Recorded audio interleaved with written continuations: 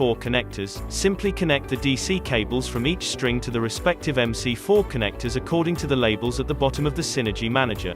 Note that there are 4 DC plus and 4 DC minus connectors per each Synergy unit. If your Synergy Manager has DC glands at the bottom, follow these steps. Insert each DC cable into the respective DC gland. Note that there is one DC plus gland and one DC minus gland per Synergy unit. Loosen the terminal block screw nuts and washers. Place compression lugs on each DC plus and DC minus cable. Secure the cable to the relevant DC terminal blocks in accordance to the terminal blocks labels. Use a 5.7 Nm torque screwdriver. We've now completed the DC connections. Let's move on to the AC and ground connections. First, remove the AC terminal protective cover, then locate AC terminal blocks for line 1, line 2, line 3, neutral, and the protective earth terminal. If you have a 5-wire AC cable with the protective earth wire inside, follow these steps. Locate the AC gland. Open the AC gland connector and lower it over the cable. Insert the AC cable through the gland. Note that if your AC cable is above 50 mm, remove the inner seal from the AC gland before inserting the cable.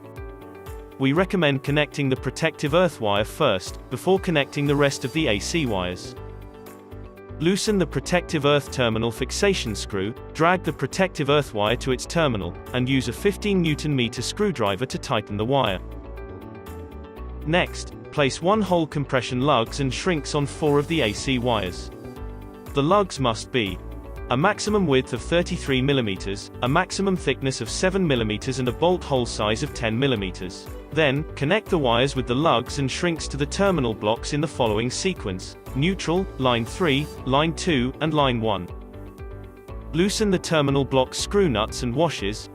Place the lug and secure the wires to the terminal blocks with a torque wrench of 21 Nm. Once complete, place the protective cover of the AC terminals back on. Now close the AC gland connector. If you have a separate protective earth cable, insert it using the dedicated protective earth gland and connect it to the protective earth terminal in the same way as it was shown earlier. Now it's time to configure the inverter communications. We'll start by setting the monitoring communications. Use one of the following connectivity methods to monitor your inverter online: Ethernet, Wi-Fi, cellular. In this video, we'll demonstrate how to connect the Ethernet cable. To start, you can use a shielded Ethernet Cat6 cable or above. Locate the 2 communication glands at the bottom of the Synergy Manager. Open the communication gland 1, remove the seal, then remove one of the white plugs from the seal and insert the cable through the opening. Next, insert the seal with the cable back to the communication gland 1. Crimp the RJ45 connector and plug the cable into the RJ45 socket located on the left side of the communication board. Then close communication gland 1 and plug the other side of the Ethernet cable into the Ethernet router. Your inverter is connected now to the internet. If you have multiple inverters or devices on site, you need to set the RS485 connection to enable the site communications. Let's see how it's done. Locate the RS485 terminals.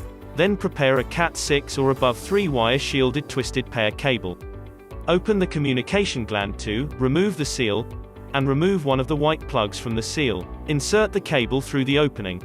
Next, insert the seal with the cable back to the communication gland 2. Then pull out the RS485 terminal block and insert the cable wires into the B, A and G terminals. We recommend using the blue cable for terminal B, a white-blue cable for terminal A, and an orange cable for terminal G. Tighten the pin screws and check the wires are fully inserted so they cannot be pulled out easily. Then push the terminal block back into its place and close the communication gland 2. Connect the other end of the RS485 to the next inverter in the bus and continue daisy chaining the inverters until you've connected the last inverter. And lastly, move the SW1 termination to the on position of the first and last inverter. Now it's time to place the Synergy Manager cover back on. First, attach the Synergy Manager cover, and then use the 3.5 Nm torque screwdriver to tighten the 6 screw bolts in the following sequence: top center, top left, bottom right, and finally bottom left. You're all set. Please join us in the next video of this series, where we will show you how to pre-commission the 3-phase inverter with Synergy technology up to 120 kilowatts.